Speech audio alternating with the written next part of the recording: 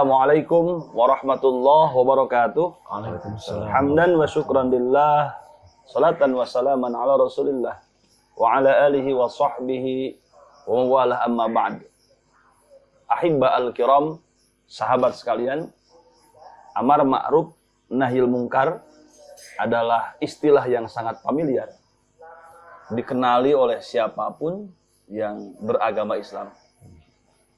Hanya kemudian aturan baku, standar yang harus kita pahami tentang amar ma'ruf nahi munkar perlu kita kaji lebih teliti, perlu kita simak sejelas-jelasnya. Mukhtarul hadis yang kedua menjelaskan hal itu. Ahibba al-kiram, falyatafadhal mashkuran. Bismillahirrahmanirrahim. I'ti al-ma'rufa wajtanib al-munkar. Wangzur ma yu'jibu udhunaka ayyaqula laka al-qaumu idza kumta min indihim fa'ti. Wangzuril ladzi takrahu ayyaqula laka al-qaumu idza kumta min indihim fajtanibhu. Rawahu al-jamaah. Ada amar ma'ruf, kemudian ada nahi mungkar. Apabila ingin melakukan amar ma'ruf nahi mungkar, maka harus dianalisa terlebih dahulu. Wangzur ma yu'jibu udhunaka ayyaqula laka al-qaum. Analisa apakah yang akan kita lakukan itu, yang akan kita kerjakan itu akan berdampak baik bagi penilaian orang-orang terhadap kita sendiri, manakala kita melakukan sebuah amal, sebuah aktivitas, maka kalau itu akan menjadi dampak baik bagi kita, lakukanlah. Tapi manakala apa yang akan kita lakukan itu akan berdampak jelek bagi diri kita, menjadi aib, menjadi citra yang buruk bagi kita, nama kita akan kemudian menjadi sesuatu yang dipergunjingkan misalnya karena langkah kita, aktivitas kita itu mengundang kontroversi misalnya, maka jauhilah perbuatan tersebut. Barusan dari guru kita menyebut pentingnya analisa. Ini bertahun-tahun kita berada di pondok, belajar dari orang tua kita, dari guru-guru kita di sini, terutama pimpinan kita sering menyebut awas internal control system dilakukan, analisa, dan basic dari internal control system itu kan beliau sering menyebut kalimah thayyibah yang benar, atau bahasa beliau kan di dia ayeuna abdi. Barangkali sebagai orang terdekat beliau, karena salah satu anugerah yang tidak dimiliki yang lain adalah bersanding dengan istri beliau. Allahu Akbar. Dengan putri beliau. Ada mutiara yang dapat dari sang guru besar kita tentang di dia ki ayeuna abdi, berkaitan dengan amar ma'ruf nahi munkar. Mangga. Yang jelas amar ma'ruf nahi munkar adalah tugas bagi seluruh kaum muslimin, terutama yang paham. Allah mengatakan di dalam Al-Quran, kuntum khaira ummatin ukhrijat linnas ta'muruna bil ma'ruf wa tanhauna 'anil munkar. Kamu adalah umat yang terbaik yang dilahirkan untuk manusia, menyuruh kepada amar ma'ruf nahil munkar, khususnya untuk bagi orang yang beriman. Amar ma'ruf nahil munkar, sebelum melaksanakan amar ma'ruf nahil munkar, yang jelas kita harus menguasai dulu. Analisa dulu. Apa saja kita, misal di dia itu istilah untuk tempat. Tempat berarti analisa tempat. Ya kan? Iya. Maksudnya gimana? kita amar ma'ruf seperti tempatnya yang kelihatan. Yang kelihatan di depan kita ada maksiat. Man ra'a minkum munkaron, ya, gitu. man ra'a minkum munkaron falyughayyir biyadihi wa illam yastati fa bilisanihi wa illam yastati fa biqalbihi wa dzalika dha'aful iman.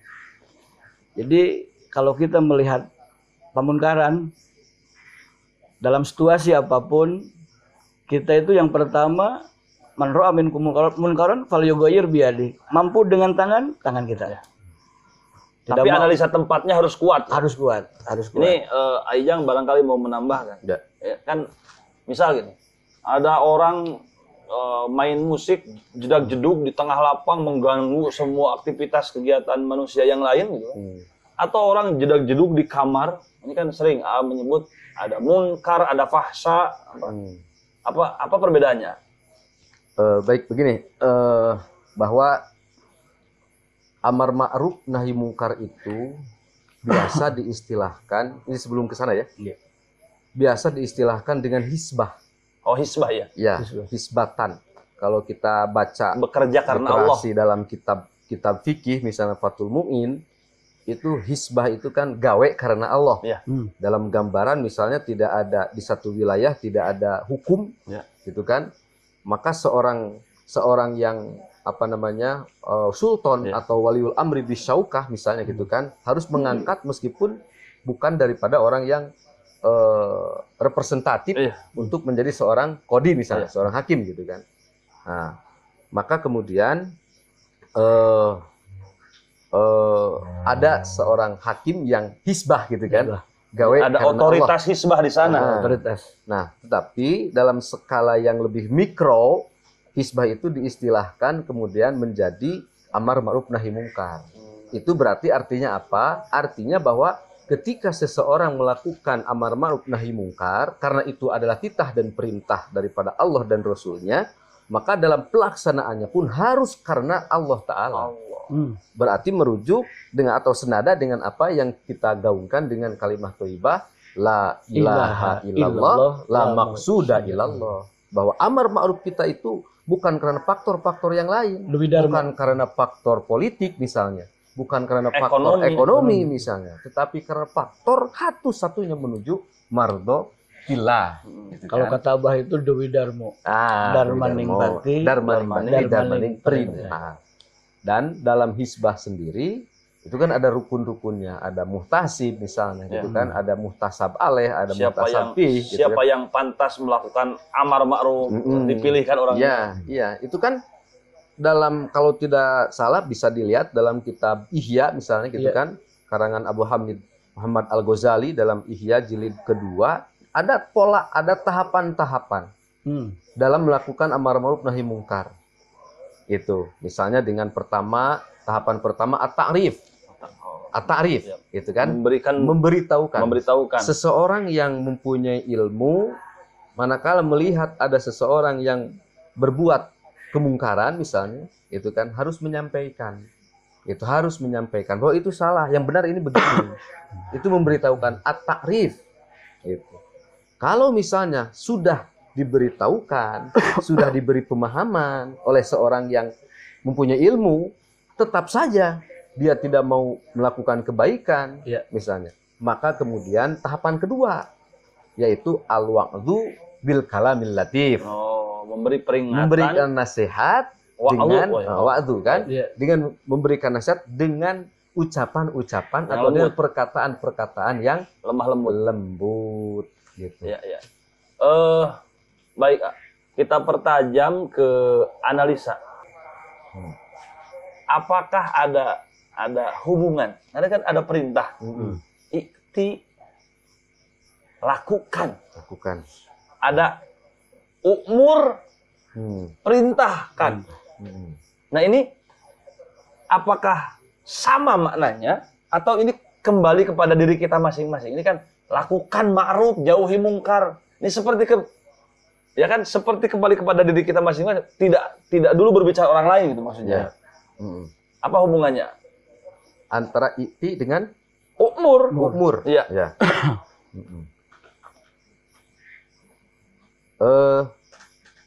Sebetulnya begini ya. Kalau i'ti lakukan, kalau umur perintahkan. Berarti kalau i'ti sebelum kepada yang lain, diri sendiri lakukan. Gitu. Kalau wa'mur berarti memerintahkan, mengajak, gitu kan, senada dengan ud'u misalnya gitu kan, ud'u ila sabili rabbik, gitu kan. Kemudian wa'mur ahlaka bis shalah, gitu kan. Ada objeknya. Ada objeknya. Ini kan seperti lakukan aja kamu dulu baru kepada yang lain. Sebetulnya kalau lihat dari bentuk lafadznya sama-sama i'ti wa'mur itu amar. Amar ya? Itu, ya fi'il amar. Hanya kemudian di korinah setelahnya kan ada yang kamu harus menjauhi, ada yang kamu harus melakukan. Itu kan setelah analisa yang mendalam,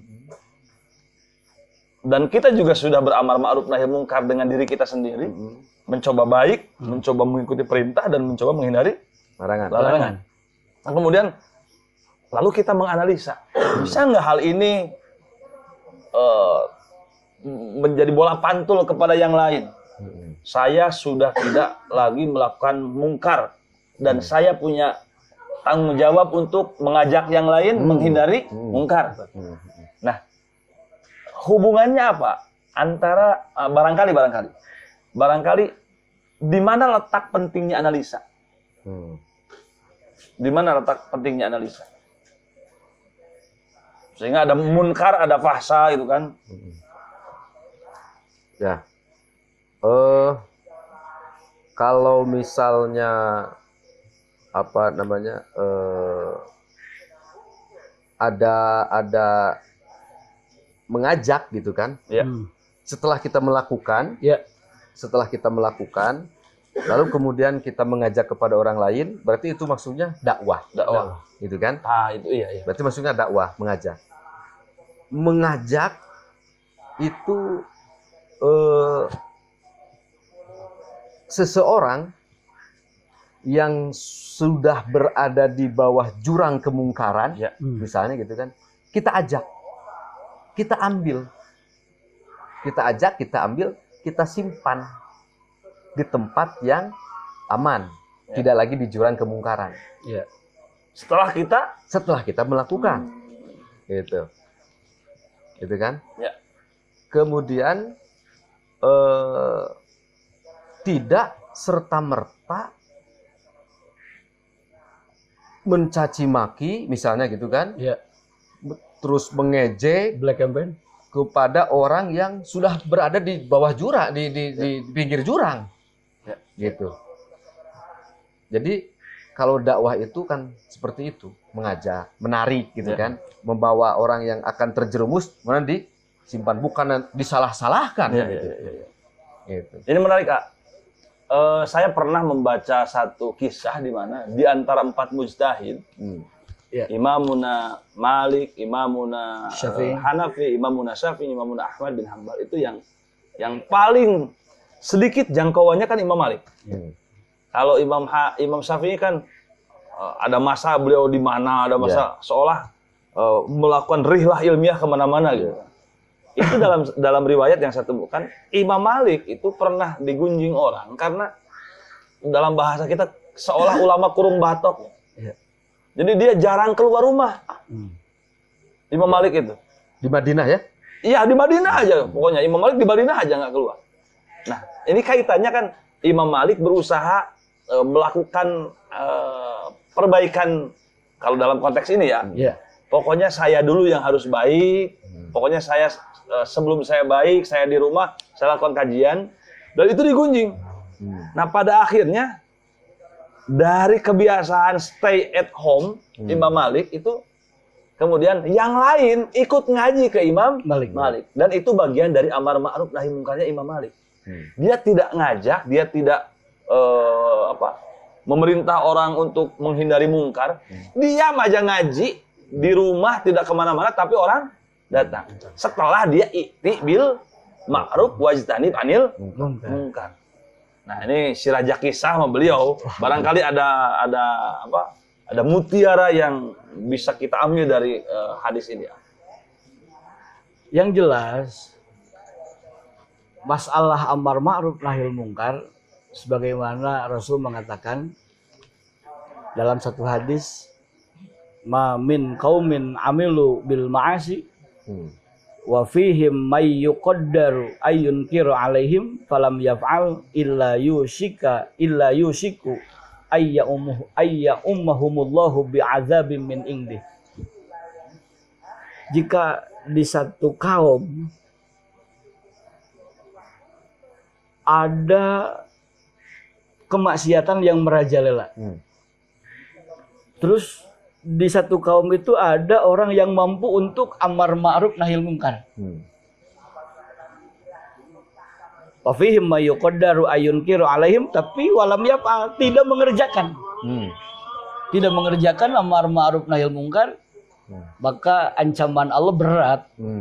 Illa yushiku ayya ummahumullahu bi'adzabim min indih. Allah akan memberikan azab yang begitu dahsyat untuk kaum tersebut. Kalau kita abai. Iya. Jadi kalau dilihat dari sebuah ayat, Ya. Falau anna ahlal qura amanu wattaqau la fatahna alaihim barakatin minas sama'i wal ard walakin kazzabu fa akhadnahum bima kanu yaksibun. Kemudian wama kunna muhlikil qura illa wa ahluha zalimun. Kemudian ada lagi wattaqu fitnatan la tusibannal ladzina zalamu minkum khossah. Maka kezaliman itu harus dicegah. Kemungkaran itu harus dicegah. Kemaksiatan itu harus dicegah. Itu. Makanya setiap pribadi muslim itu harus menegakkan amar ma'ruf nahi mungkar sebelum kemudian Allah mendatangkan azab. Jadi mendatangkan siksaan. yang membela agama Allah, yang mengamar ma'ruf nahi munkar akan meninggal, yang tidak amar ma'ruf juga akan meninggal. Mending amar ma'ruf nahi munkar. Dengan analisa ya. Tapi dengan gitu kan. Berarti kan kan sering ada tadi tahapan-tahapan ada tadi ini, ada istilah yang sangat populer. Amar ma'ruf bil ma'ruf wa nahyul munkar bil ma'ruf. Berarti kan bil ma'ruf itu dalam tanda petik setelah dilakukan analisa pasti akan ma'ruf. Nah, jadi pemirsa, sahabat sekalian, di tepi kajian kita malam ini, kita dicerahkan oleh satu hadis yang sangat keren menurut saya dan Luar biasa. disajikan dengan sangat apik oleh para penyaji. Pentingnya analisa dalam melakukan amar ma'ruf nahi munkar, baik untuk diri kita sendiri dan kemudian kita melakukan amar ma'ruf nahi munkar kepada rekan-rekan yang lain, teman-teman yang lain, manusia-manusia yang lain. Tapi dengan catatan wangzur bil ma'ruf, wangzur bil ma'ruf, berarti amar ma'ruf bil ma'ruf, nahi munkar bil ma'ruf. Baik, itu saja yang bisa kita sampaikan mengakhiri pertemuan kita kali ini. Satu dua patah kata dari para penyaji untuk bekal dari apa yang kita kaji malam ini. Ya, masih nyambung dengan apa yang disajikan dalam redaksi ini kan. Wangdur ma yujibu udunaka, senada dengan apa yang disampaikan oleh Imam Syafi'i dalam sebuah syairan. Waladatka ummuka yabna adama bakian wan nasu haulaka yadhakuna sururo. Bahwa ketika kita dilahirkan oleh ibu kita yang menangis, sedangkan orang-orang yang di sekitar kita bahagia tentang kelahiran kita, tertawa-tawa. Maka fa'mal li nafsika idza bakau fi yaumi mautika. Maka kembalikan, robah hal itu ketika kita mati. orang-orang yang ada di sekitar kita menangisi kematian kita dan kita yang bunga bahagia menghadap Allah Subhanahu wa taala. Artinya apa? Artinya amal selama kita hidup itu tidak menjadi mencemarkan nama baik kita. Jadi kematian kita itu ditangisi karena harum nama kita. Jangan sampai kita Karena- lahir menangis, meninggal pun menangis. Menangis gitu. Ah, subhanallah. Atau Keren. jangan sampai kita meninggal gitu kan, orang tua malah bahagia, orang lain malah bahagia. Ya, benar, Terus benar. Nabi Isa kan ada di langit ya. Langit keberapa? Keempat, Keempat. Melihat bumi itu serasa gelap. Serasa gelap. Tetapi ada mercusuar, yang mana mercusuar ini menyinari cahayanya sampai terlihat dari langit keempat. iya. Sampai Nabi Isa merasa, kalau bahasa Sunda aheng gitu ya. Aheng, apa itu aheng? Takjub lah. Takjub, kaget gitu. Siapa? Heran. Siapa itu? Ternyata dilihat oleh Nabi Isa yang mercusuar sampai ke langit keempat itu adalah man. Alima wa amila wa allama fadzalika yud'a aziman fi malakutis samawat. Allah. Bahwa orang yang berilmu, man alima wa amila, yang mengerjakan ilmunya, amar ma'ruf nahil munkar, wa amila wa allama wa amila, mengerti, paham, wa allama, yang menyampaikan, memberikan ilmu. Fadzalika yud'a aziman fi malakutis samawat. Jadi dia tahu, dia amalkan, diajarkan. Ya, Dialah mercusuar dunia yang sampai terlihat dari langit keempat. Subhanallah. Hanya kerinduan saja yang memisahkan kita. Mudah-mudahan kajian kita selanjutnya semakin dirindukan. Amin. ya. Dan mohon doa semuanya sehat. Amin. Amin. Hadanallah wa ikum ajma'in. In tansurullah yansurkum wa yusabbit aqdamakum. Assalamualaikum warahmatullahi wabarakatuh. Waalaikumsalam.